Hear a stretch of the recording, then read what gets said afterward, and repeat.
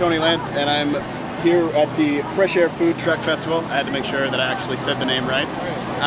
Obviously much bigger than it was last year. Last year I think we had about 6 trucks, about 9 or 10 vendors total. This year alone we have 14 trucks, and even though we have pretty much the same amount of people, we've got a lot better lineup control. Last year it was kind of lined up right almost to the water, and now we've got manageable lines pretty much everywhere. We've got everything from donuts to hot dogs to lobster rolls to apple cider and apple crisp. Really anything that you're looking for, you're going to be able to find here.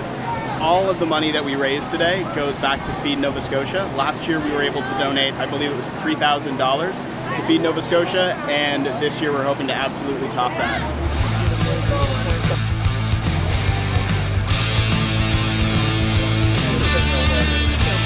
Adam Sardi, Firkenstein Brewing. We started in August of last year.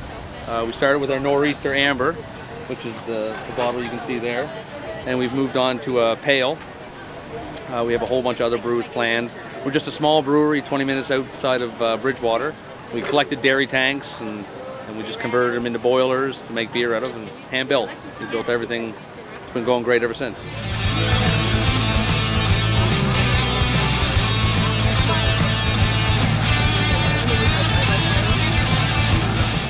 Our original cider today, which is 100% hard-pressed fermented Annapolis Valley apples, and we have our blush, which uses the original as a base, and then we infuse it with raspberry, cranberry, and blueberry fruit wines that we also make at our farm in New Ross.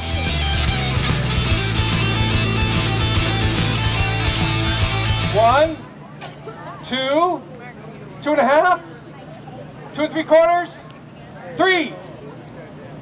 You're going to be making a mini Crocum Bush. So these guys are going to be making a Crocum Bush. So for those of you that don't know what that is, that's a dessert made with cream puffs. So they're going to have about a few minutes to basically assemble their own Crocum Bush. Here we go. We have found really well-grown and beautifully produced Nova Scotian popcorn from Elmridge Farm, and we're popping that here and covering it in our signature seasonings. We've got 4 beautiful seasonings. It goes from sweet to sweet and tangy to round and spicy to seasoning that's got a lovely kick to it. It's beautiful on popcorn and really lovely on many other applications as well.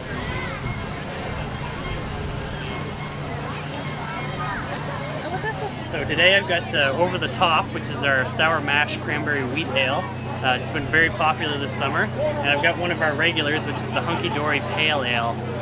We add honey, citrus zest, and green tea to that, so it's really smooth, kind of an introductory to our brews, and very drinkable for the summer as well. Then maybe a bit later I've got Crafty Jack English Brown Ale that will go on if one of these guys runs out.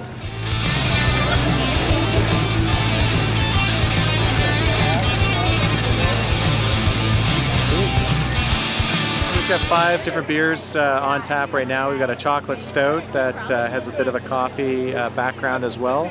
We've got a Hefeweizen wheat beer. That's a nice light citrusy beer for a cold drink. We've got a Scottish ale called Ironbound Ale that a lot of people say tastes like a bit like a single malt.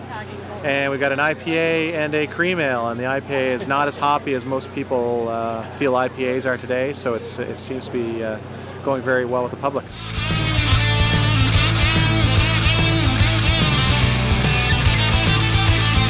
So one of the biggest things with us is we want to make sure that it's an event for the entire community. We were able to get, I think we had about 3,000 people here last year, and I'm not going to be the least bit surprised if we absolutely beat that this year. It's an event that brings the entire community together, and it really shows who out here wants to kind of make the community better. And that's what we're here for. We've done Fresh Air films all throughout the summer, and now we're doing Fresh Air food. Next week is the Growing Green Festival here, and the week after that is Afterglow, which is an art event. So this is kind of the month of events, and it'll really bring the entire town out in droves, as well as bring people from other communities as well.